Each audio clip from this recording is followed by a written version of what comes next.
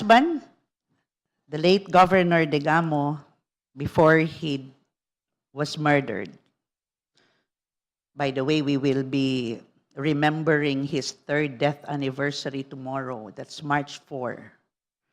He received threats before he was tragically murdered. The threats at first were conditional. Like, if you do this, something will happen. But then, even though they were conditional, the fear and intimidation they caused were very real. Conditional threats can turn into actual harm. Nangyari po yun sa amin.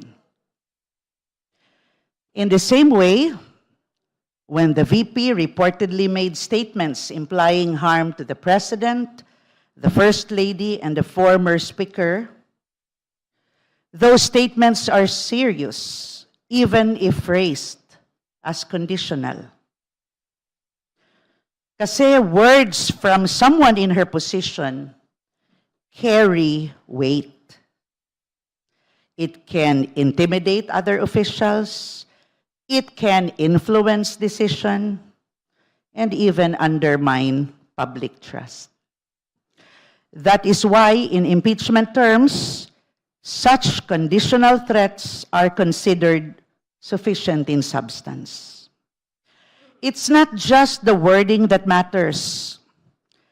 It's the effect and potential for harm, especially when the Speaker holds high office. Just as in my family's experience, conditional threats really must be taken seriously. Gusto ko lang pong idagdag. The legal connection there talks about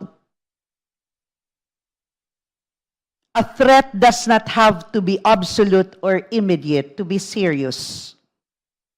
What matters is its potential impact,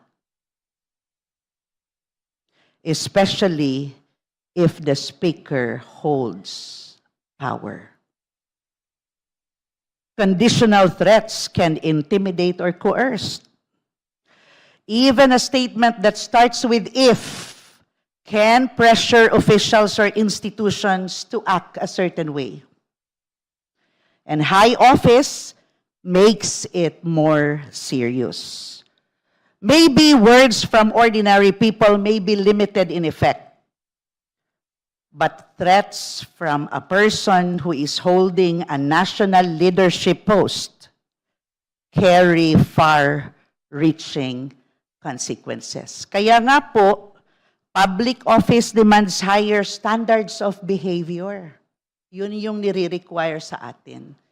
Dahil if wrongly handled, and I must admit, my husband must have wrongly handled the situation back then that resulted now to his 3rd year anniversary, still waiting for justice to be served.